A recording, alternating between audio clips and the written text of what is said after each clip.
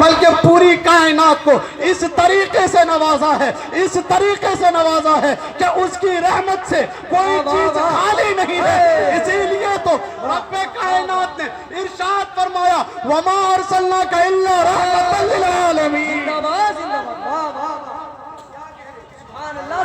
Mic والے جو ہے اس کی آواز کو آپ کنڈیشن میں لے کر کے ہیں، بہت زیادہ ہی جو ہے یہ آواز کھینچ رہا ہے۔ اس طریقے سے اگر آپ کریں گے نا تو میرا جیسے تو کیا نہ جانے کتنے جو ہے بیٹھ کر کے ہی رہ جائیں گے۔ ابھی کچھ دیر پہلے جو ہے نعت پڑھ رہے تھے کوئی، ان کی بھی آواز کھینچ رہی تھی، تو اس لیے میں آپ سے یہ گزارش کروں گا کہ آپ آواز کو بڑھا دیں لیکن یہ ویو کو وغیرہ کم کر دیں تاکہ کیا آواز کھینچے نہ، بس اتنی بڑی مہربانی کر دیں، مجھ پہ کرم فرمائی کر دیں۔ مجھے معلوم ہے مائک والے کی تعریف کر دی جائے تو وہ اور اچھی طریقے سے اس کو سنوارنے کی کوشش کرتے ہیں کہ نہیں؟ ہاں۔ اللہ تبارک و تعالیٰ نے قرآن مجید میں کیا فرمایا؟ قُلْ هَلْ يَسْتَوِي الَّذِينَ يَعْلَمُونَ وَالَّذِينَ لَا يَعْلَمُونَ، یعنی اے محبوب آپ فرما دیجئے کہ کیا جاننے والے اور نہ جاننے والے دونوں برابر ہیں؟ اب دوسری طرف دیکھیے اللہ نے کیا کہا؟ لا یستوی اصحاب النار و اصحاب الجنہ۔ یہاں غور کریں، آپ غور کرنے کا مقام ہے، قرآن کریم ہی کی دونوں آیتیں ہیں، یہ نہیں کہ ایک قرآن کریم کی آیت ہے اور دوسری آیت جو ہے وہ حدیث کی ہے، نہیں، دونوں آیتیں قرآن کریم کی ہے۔ یہ گواہی دے رہے ہیں کس چیز کی؟ جو بندہ، جو انسان علم دین حاصل کرتا ہے اس کا راستہ کسی اور طرف نہیں بلکہ جنت کی طرف جاتا ہے۔ اسی لیے تو اللہ نے فرمایا لا یستوی اصحاب النار و اصحاب الجنہ، کیا جنت والے کیا جہنم والے دونوں برابر ہیں؟ نہیں، اللہ نے پھر فرمایا لا یستوی اصحاب النار و اصحاب الجنہ، اصحاب الجنت هم الفائزون، یعنی جنت والے ہی کامیاب، زندہ باد زندہ باد۔ جنت والے ہی کامیاب ہے۔ پتہ کیا چلا؟ جو بندہ تعلیم حاصل کرتا ہے، علم حاصل کرتا ہے، وہی کامیاب ہے، وہی کامرانی کے منزل پر فائز ہے۔ آج ہوتا کیا ہے؟ ہر ایک بندہ یہ چاہتا ہے میرا بیٹا اچھا بنے، میرا بیٹا جو ہے اچھے کردار کا بنے، میرا بچہ جو ہے میری تعظیم کرے، میرا فرما بردار بن کر کے رہے۔ تو فرما بردار بننے کے لیے کیا کرنا پڑے گا؟ سب سے پہلے اپنے بچے کو جو ہے علم دین سکھائیں۔ اور میں یہ چیز آپ کو عرض کروں اور بہت بہترین طریقے سے سمجھاؤں، کوئی اور نہیں بلکہ علی گڑھ سے جب میں سفر کر رہا تھا اپنے گھر کی طرف، ٹرین میں ایک شخص ملا اور کہنے لگا حضرت میں آپ سے ایک بات عرض کرنا چاہتا ہوں۔ میں نے کہا بتائیں تو صحیح آپ کیا بولنا چاہتے ہیں؟ وہ شخص رو کر کے عرض کرتا ہے اور کہتا ہے کہ خدا کی قسم کھا کر کے کہتا ہوں میرے پاس 2 بیٹے ہیں۔ میں نے کہا ماشاءاللہ اچھی بات ہے، آپ کی آنکھ میں آنسو کیوں؟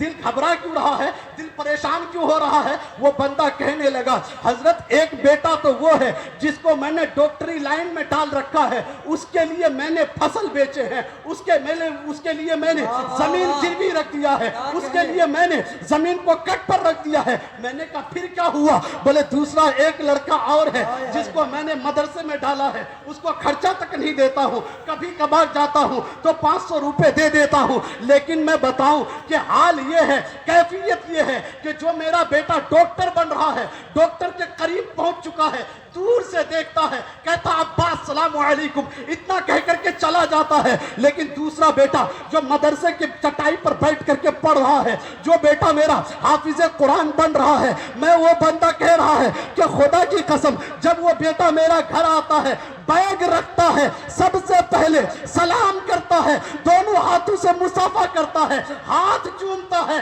یا حضرت نہ تو میرے چہرے پہ داڑھی ہے، نہ تو جو ہے میں اتنا پابند ہوں، میں نماز پڑھتا ہوں، میں تو کوئی کام بھی نہیں کرتا، نہ جانے کیا چیز پلائی جاتی ہے، بندہ مصافحہ کرتا ہے، ہاتھ چومتا ہے، اب میرے ہاتھ کو سر پر رکھواتا ہے اور کہتا ہے ابا کوئی اور ہو یا نہ ہو تم میرے جنت کے دروازے ہو۔ نعرہ تکبیر، نعرہ رسالت، مسلک اعلیٰ حضرت علامہ مفتی مصطفیٰ اشرف صاحب قبلہ، نعرہ تکبیر۔ واہ واہ، کوئی من گڑت بات نہیں بتا رہا، یہ اپنے سفر کے ساتھ واقعہ بتا رہا ہوں۔ یہ بتانے کا مقصد کیا تھا میرا؟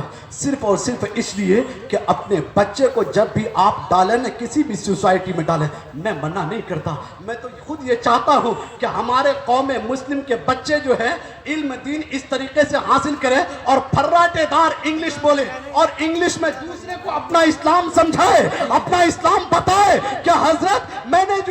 इस तरीके से इस्लाम बताए ताकि लोगों के समझ में आए कि नहीं कौम मुस्लिम का बच्चा पढ़ रहा है तो वो इंग्लिश पढ़ करके हमें इस्लाम समझा रहा है और हम इस्लाम को कबूल कर रहे हैं।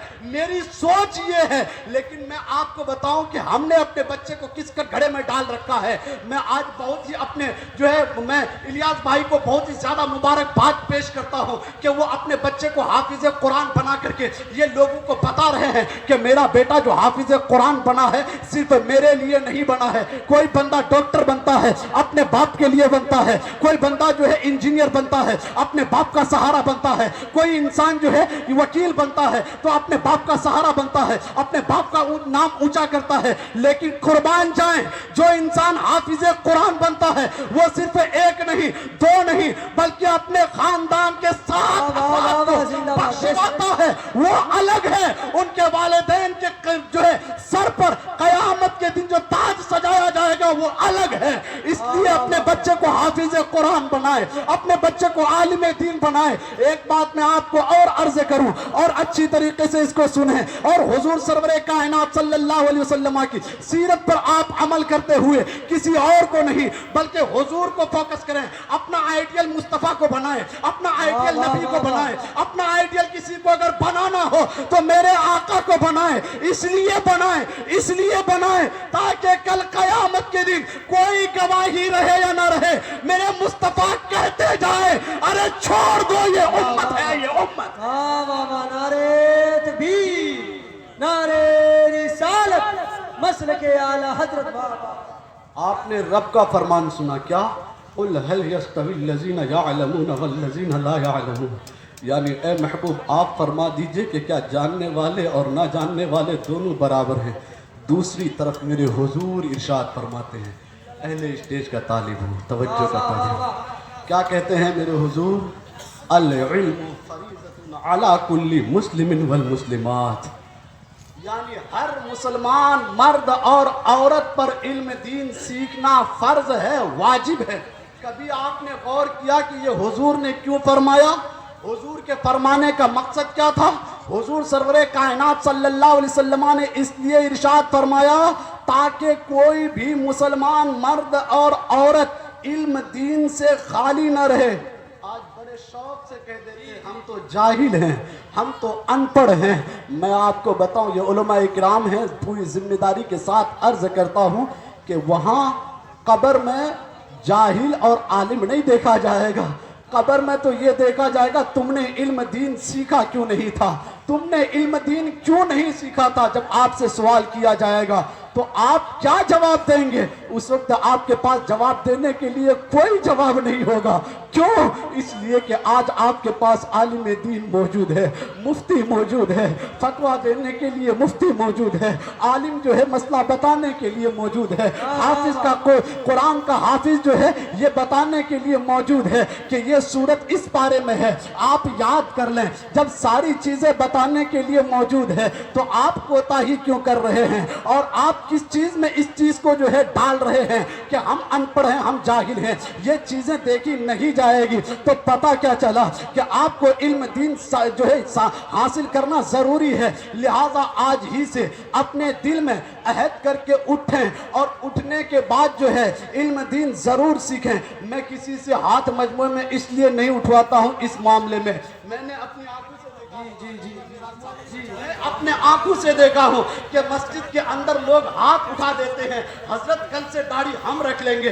पता क्या चलता है 3 साल के बाद दाढ़ी मुंडी हुई नजर आती है। जनाब ऐसा क्यों? भले हाथ तो उठाया था हजरत, लेकिन बाद में जो है इरादा चेंज हो गया, इरादा बदल गया। अल्लाह के घर में बैठ करके इरादा करने वालों सुन लो, कभी तुमने गौर किया है जो इंसान जो बंदा एक मर्तबा रब की बारगाह में तौबा करता है और तौबा करने के बाद फिर उस गुनाह की तरफ पलटता है तो उस इंसान का हाल ऐसे ही है जैसा कि वो रब के साथ हंसी मजाक ठट्ठा कर रहा हो। अल्लाह अकबर। जब ये कैफियत है, क्या रब के साथ भी कोई हंसी मजाक करता है? आज हम अपने वालिदैन के सामने बोलने की हिम्मत नहीं करते, बोलने की जुर्अत नहीं करते हैं। शरीयत के दायरे में रह करके अगर देखा जाए तो वालिदैन के सामने ऊंची आवाज में बात करना भी मना है, यहां तक कि किसी और ने नहीं نہیں بلکہ حضور سرور کائنات صلی اللہ علیہ وسلم نے ارشاد فرمایا ہے کہ قیامت کے دن ایک شخص ہوگا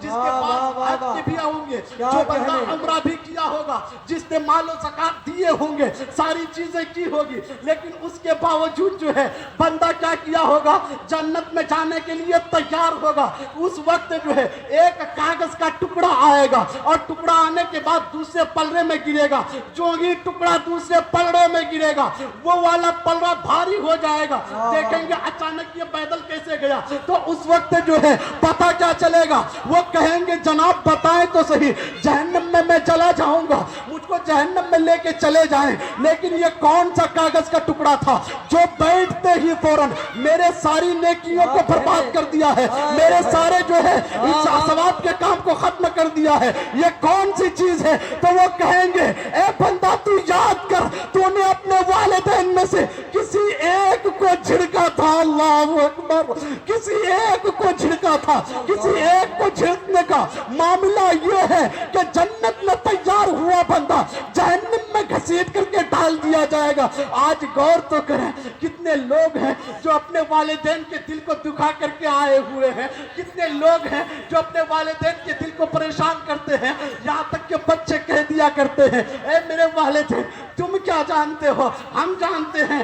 میں کہتا ہوں جس نے انگلی پکڑ کر کے چلنا سکھایا ہو، جس نے جو ہے آپ کو کھانا کھلانا سکھایا ہو، جس نے جو ہے آپ کو ہر ایک قدم میں چلنے کے لیے بتایا ہو، آج تم اس سے بڑھ گئے تو آپ کو کہنا پڑے گا نہیں میرے والدین کا مرتبہ الگ ہے، میرے والدین کا مقام الگ ہے۔ میں کہوں گا اپنے والدین کی قدر کرو قدر، اسی لیے کسی شاعر نے کہا ہے اے ضیا والدین کے سائے کی نقدری نہ کر، اے ضیا والدین کے سائے کی نقدری نہ کر، دھوپ کاٹے گی بہت جب یہ شجر گر جائے۔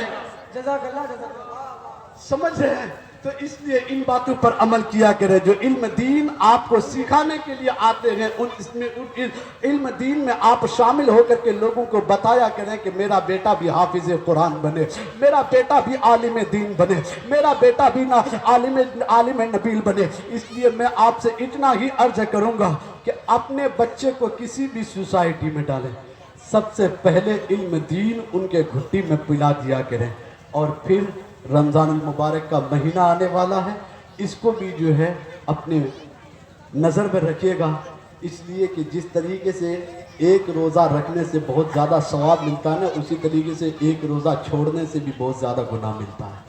اور کوئی بندہ اگر ایک روزہ چھوڑ دے اور زندگی بھر روزہ رکھتا رہے تو بھی جو ہے اس روزے کا بدلہ نہیں ہو پائے گا۔ تو اس لیے ان چیزوں پر آپ عمل کریں، اور ایک بات ہمیشہ دھیان رکھیے گا، اشارہ کر دیا ناظم صاحب نے، بس حضرت 2 منٹ اس کے بعد گفتگو ختم کرتا ہوں۔ میں آپ کو بتا دوں کہ جس طریقے سے شراب پینا حرام ہے، ایسے ہی نماز پنجگانہ چھوڑنا حرام ہے، نماز پنجگانہ ایسے ہی چھوڑنا حرام ہے۔ بندہ شرابی کے پاس بیٹھنا گوارا نہیں کرتا ہے نا، تو اپنے آپ میں بے نمازی ہو کر کے پھر اپنے آپ کو بیٹھنے کی کوشش کیسے کر رہے ہیں؟ اس لیے کوئی دیکھے یا نہ دیکھے اللہ تو دیکھ رہا ہے نا، رات میں کیا کر رہے ہیں وہ بھی دیکھ رہا ہے، دن میں کیا کر رہے ہیں وہ بھی دیکھ رہے ہیں، کس طریقے سے آپ کمائی کر رہے ہیں اس کو بھی دیکھ رہے ہیں۔ ان چیزوں کی ضرورت ہے۔ یہ جو افراتفری ہے نا زیادہ، اس میں بھی کہیں نہ کہیں کوئی نہ کوئی کمی ہے۔